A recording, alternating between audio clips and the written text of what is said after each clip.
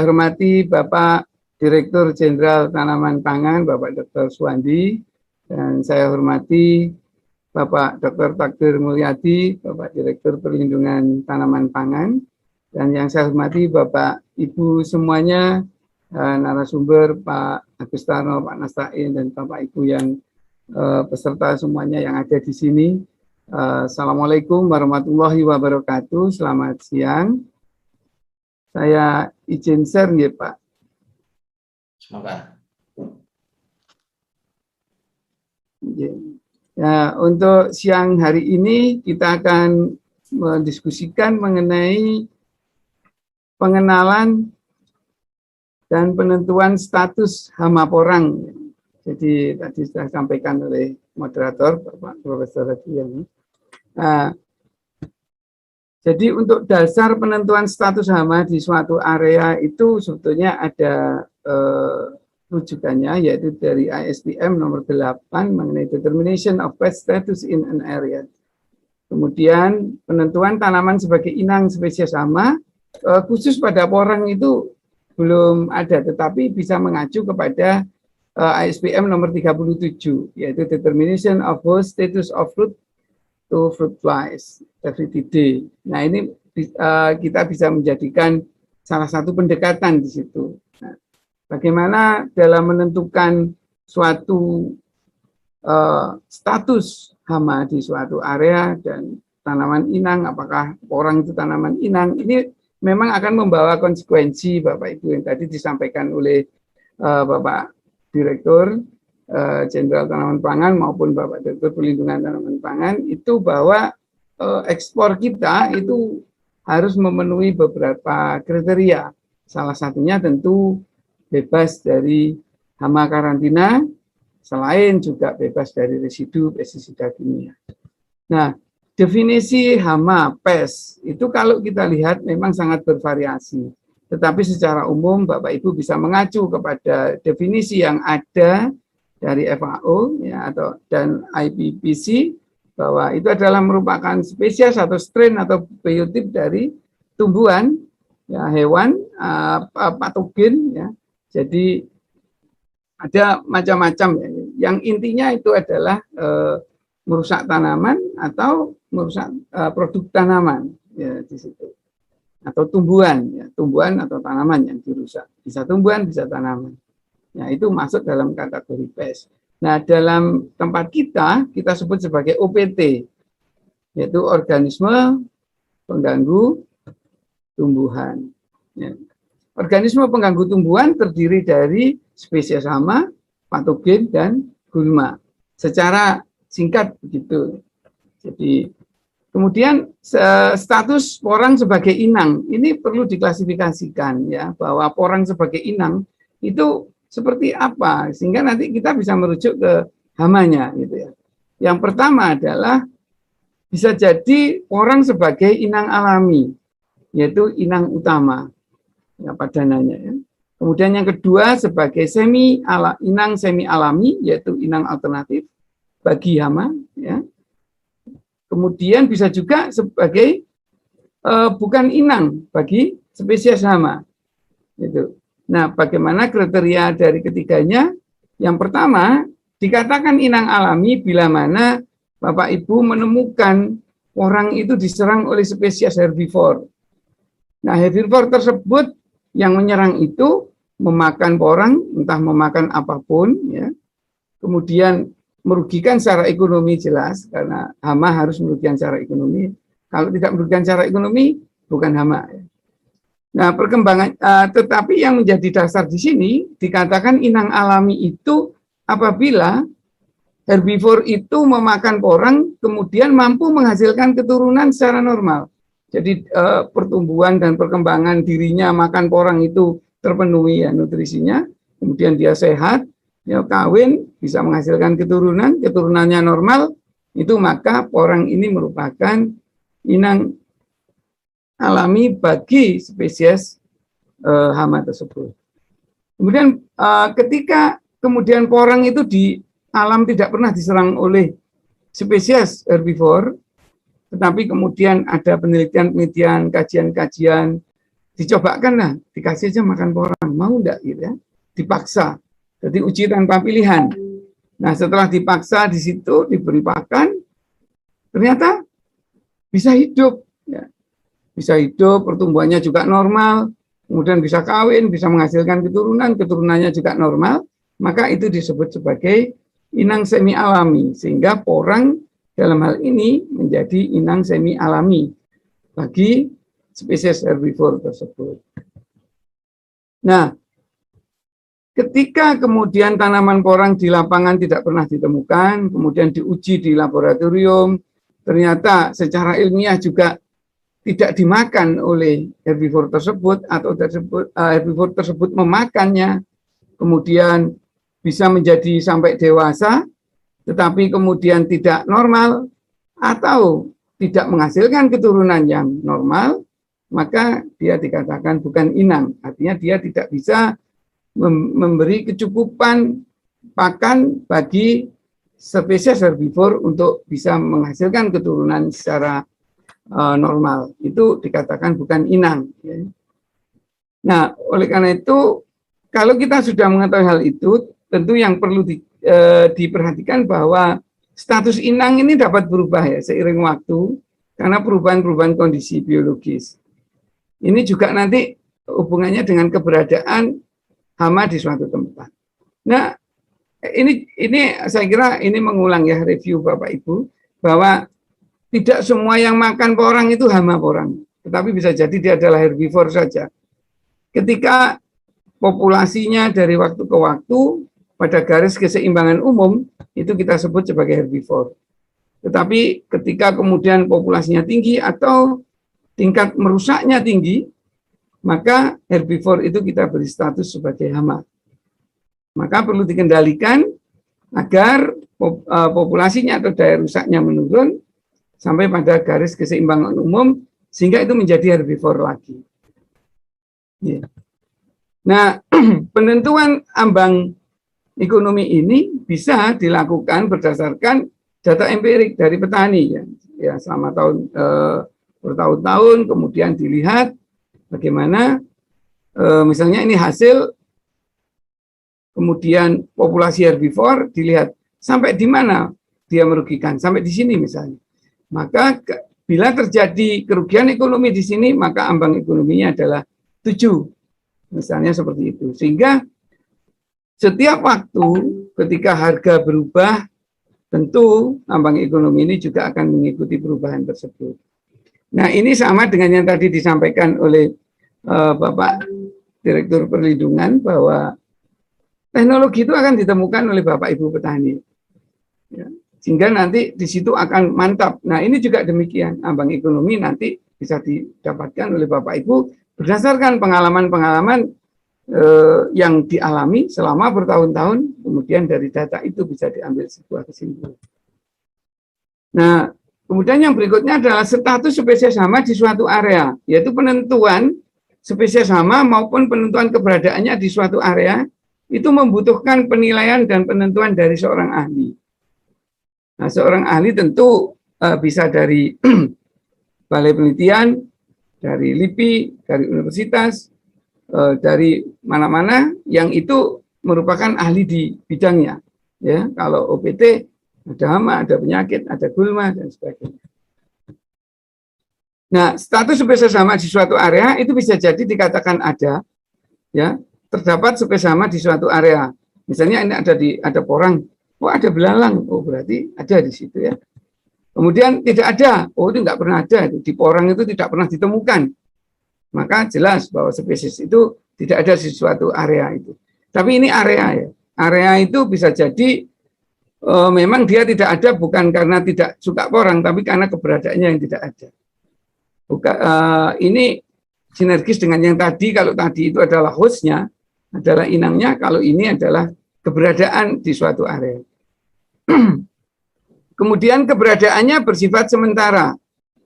Nah, terdapat spesies hama, tetapi berdasarkan evaluasi teknis diperkirakan spesies tersebut tidak mapan, tidak akan mapan. Maka ini bersifat sementara. Nah, ketika ada itu spesies hama ada di suatu tempat Ya, atau berada di beberapa area saja. Sangat mungkin di tempat orang di Jawa beda dengan di Sulawesi hamanya. Keberadaan hamanya, spesies hamanya berbeda sangat mungkin. Kemudian hama ada di semua tempat kecuali di daerah pastry area. Kalau itu ada pastry area untuk porang misalnya. Kemudian hama selalu ada di mana porang ditanam. Setiap porang ditanam selalu ada di situ. Ya. Juga spesies hama hanya ada di beberapa tempat di mana porang ditanam. Kalau tidak ditanam, ya enggak. Kalau ditanam, ada misalnya. Nah, demikian juga dengan spesies keberadaan spesies hama yang musiman. Jadi hanya pada musim-musim tertentu dia ada di situ. Kemudian bisa jadi spesies tersebut sebagai subjek pengelolaan. Dan juga bisa menjadi target pada taraf prevalensi. Nah, prevalensi rendah, maksudnya ALPP misalnya. Kemudian bisa juga dalam proses eradikasi. Jadi kalau hama di suatu tempat, hama porang, bisa saja itu dilakukan eradikasi kalau itu tempatnya terisolir, sehingga bisa diharapkan menjadi pastry area. Begitu. Nah, tidak adanya hama itu di suatu area itu bisa karena memang berdasarkan data itu tidak pernah ditemukan. Ya. Kemudian bisa jadi karena sudah dieradikasi, dulunya ada, ya, tapi sudah dieradikasi, sehingga kemudian itu sudah tidak ada lagi. Atau hama itu tidak ada, saat ini tidak ada, dulu pernah ada, tapi karena kemudian tidak mapan, karena ada gejala alam dan lain sebagainya, mengakibatkan suatu spesies itu tidak mampu bertahan, itu bisa hilang dari situ, itu bisa jadi. Kemudian bisa jadi karena tidak valid datanya. Ada kekeliruan di dalam melakukan identifikasi misalnya. Taksonominya berubah misalnya. Ini juga menjadi itu. Atau meragukan, ada sebuah laporan-laporan yang itu tidak bisa dipercaya. Itu bisa jadi kemudian hama di suatu area itu menjadi hilang. Atau intercepted only. Jadi hanya ada di daerah ketika misalnya ada impor bunga atau tanaman yang sefamili dengan porang. Kemudian terikut hama di situ. Nah, hanya di situ saja, ya, hanya di pelabuhan saja atau di mana saja ditemukan di situ. Nah, itu kemudian dilakukan treatment di sana oleh karantina, maka itu dikatakan tidak ada. Nah, yang bersifat sementara itu bisa karena non-actionable itu ketika ada ditemukan hanya satu, misalnya satu individu. Satu individu ya, tentu itu tidak bisa berkembang. Kemudian bisa jadi dia satu individu atau satu kelompok populasi yang terisolir di situ. Dan di bawah surveillance, di bawah suatu perlakuan khusus, dan tentu diyakini itu tidak akan establish, tidak akan mapan di situ. Maka itu dikatakan keberadaannya sebagai sementara. Demikian juga di bawah kegiatan eradikasi, itu juga menjadi sementara. Nah, dari mana status spesies hama ini didapatkan? Sumber-sumbernya adalah dari laporan penelitian. Kemudian dari hasil survei, dari data surveillance OPT, kemudian dari database OPT ya, yang ada di tingkat nasional, kemudian publikasi ilmiah. Nah, penentuan berapa sih sebetulnya jumlah OPT di porang ini? Ya, itu bisa didekati dengan penentuan ukuran sampel ketika melakukan surveillance. Ya, ini melakukan surveillance, kita lihat, oh ternyata setelah 8 kali dilakukan surveillance, 10, 12, 14, jumlahnya tetap.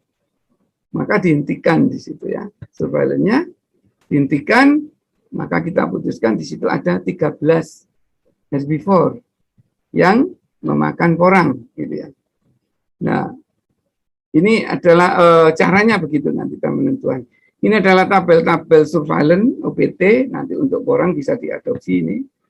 Gunakan ya, mulai dari kode survei, nomor spesimen, tanggal, kemudian lokasinya ditemukan, ketinggian tempat, koordinat, varietas, kalau orang sudah jelas. Bagian tanaman yang diserang, misalnya tadi bisa kataknya, bisa daunnya, bisa akar, batang, misalnya. Dampak ekonominya seberapa. Sehingga dari hasil surveillance ini, karena ada dampak ekonomi, kemudian luas serangan, dan lain sebagainya, persentase serangan ya, kemudian kita bisa menentukan di situ. Sebenarnya ini hama utama enggak sih, gitu ya, atau bukan hama utama, gitu. Nah, hama utama pun ketika nanti itu hubungannya dengan perdagangan internasional, itu akan dilihat apakah hama ini akan terbawa ketika dilalu lintaskan. Kalau tidak, maka tidak ada masalah. Ini data. Nah, ini adalah yang dilakukan oleh Bapak Ibu dari BBPO PT. Ini dari data di Pak Willing Bagarian. Itu ada beberapa hama orang yang sudah diketahui ya. Misalnya ini adalah ulat ya, dari golongan Sphingidae. Ya. Kemudian ini juga dari golongan Sphingidae juga. Ya, ciri-cirinya nanti Bapak Ibu bisa lihat di deskripsinya. Kemudian ini adalah kupu-kupu ya. Kalau yang tadi itu bangsa ngengat, yaitu yang aktif malam hari. Kalau ini kupu-kupu yang aktif siang hari, yaitu Hippolyma nerinabolina yang banyak di tempat kita. Nah, nanti mungkin perlu kita cek lagi karena ini juga bersifat polifat, sehingga apakah kemudian ini menjadi utama atau tidak. Nah, juga ada Pergesa acteus, itu yang ditemukan oleh Pak Eman Perdana ya. Ini juga dari Pak Willing Bagarian, datanya ditemukan saat surveillance ya. Nah, pengendalian hama porang itu kalau untuk Sphingidae tadi bisa dengan menggunakan Carob hersey, itu merupakan parasitoid, dan Bacillus thuringiensis itu bakteri yang bisa disemprotkan, nanti termakan dia akan menjadi racun ketika pada kondisi basah di dalam tubuh ulat. Kemudian untuk Hippocyne celereo tadi bisa menggunakan Trichogramma silonis, itu banyak ya, banyak dikembangkan. Kemarin saya berkunjung ke pabrik gula Madukismo, di sana juga dikembangkan terus Trichogramma silonis ini untuk pengendalian penggerek tebu. Ya, ini bisa dimanfaatkan untuk orang. Kemudian Hippolyma bolina itu bisa dengan Brachymeria lasus ya. Ini adalah pengendalian dengan menggunakan musuh alami. Yang sebelah kiri ini adalah lalat. Ini bisa menyerang jadi beberapa ulat yang menyerang pada porang. Kemudian yang sebelah kanan ini adalah Brachymeria lasus ya. Ini dia menyerang pada fase larva pupa, sehingga kemudian ketika berpupa nanti keluarnya menjadi parasitoid ini. Nah, ini adalah sahabat petani porang ya. Jadi nanti kalau ada jenis tawon yang kecil ini, Brachymeria ini, ya itu harus dipelihara, artinya jangan sampai dibunuh gitu ya. Karena dia akan membantu kita. Nah, ini bisa di-rearing Bapak Ibu, bisa dikembangkan, bisa dilepas di suatu area. Di beberapa negara sudah dijual ya, tapi di Indonesia mungkin belum. Nah, untuk parasitoid ya. Kemudian ini juga ada predator ulat yang saya kira ini cukup banyak di tempat Bapak Ibu, sehingga kalau menemukan tawon yang nanti ujungnya itu panjang, Ammophila ini dibiarkan saja karena dia akan mengambil ulat yang bisa jadi ulat itu menyerang porang ya. Ya, dia bawa masuk ke dalam tanah, kemudian dia teluri di dalam tanah itu. Setelah dia teluri, kemudian dia tutup ya tanahnya ini dengan tanah lubang tadi. Karena ini untuk anaknya. Ini saya ambil filmnya ini yang tadi di Jawa Timur, ini di Sumatera. Kemudian ini saya ambil di Kediri ya. Jadi ini juga predator. Jadi nanti kalau Bapak Ibu ketemu kepik jenis ini, itu juga memakan ulat. Nah, sifat predator itu umumnya adalah tidak spesifik. dibanding dengan parasitoid. Jadi dia bisa makan ulat jenis apa saja ya. Ini dihisap ya, dia menghisap dan jumlahnya juga cukup banyak ini di lapangan di area-area tertentu. Tetapi kemudian belalang, misalnya hama belalang, itu juga ada musuh alaminya. Ini yang sebelah kiri ini belalang ada lubang, biasanya dia berada di lubang seperti itu. Nah, bagaimana kemudian belalang ini dimakan oleh musuh alaminya? Ya, dia belalang itu langsung diambil ya oleh sejenis tawon ini ya. Kemudian speside ya, tawon speside, kemudian dibawa ke sarangnya ya untuk diberikan makan kepada anaknya. Nah, sehingga kemudian jenis tawon ini juga membantu kita. Jadi ini yang juga perlu Bapak Ibu lihat bahwa tawon ini adalah tawon sahabat petani gitu ya, bukan tawon das yang menyengat menyakitkan. Gitu. Bapak uret, mohon agak dipercepat. Oh, enggak, Pak. Kemudian uret ini dari Bapak Alamsyah ada uret.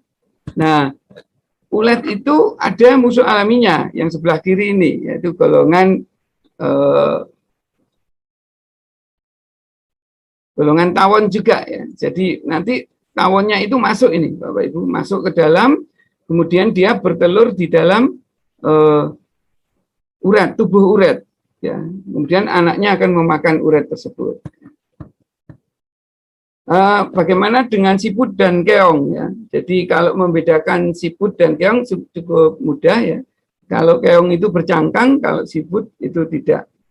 Nah, siput dan keong itu bisa Bapak Ibu kasih umpan. Apa umpannya? Yaitu minuman ya. Minuman bir ya. Bir ditaruh di suatu tempat, kemudian nanti dengan adanya bir itu maka siput dan keong ini tertarik dengan bau bir, kemudian masuk dan terserembab masuk ke dalam dan mati. Nah, selain itu yang terakhir, Bapak Ibu juga bisa menggunakan ini,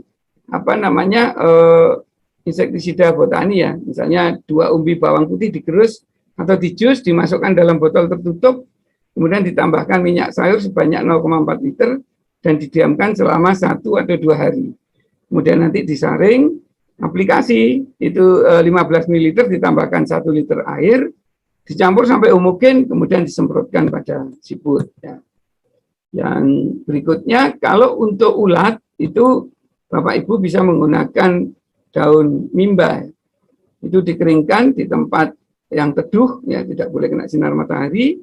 Kemudian nanti ditumbuk halus, 10 liter air ditambahkan dalam 1 genggam mimba, dibiarkan selama 24 jam ya atau 12 jam paling cepat, kemudian disaring dan diaplikasikan pada sore hari. Ya, saya kira demikian yang bisa saya sampaikan. Saya kembalikan ke Bapak Profesor Radiono. Terima kasih, Pak.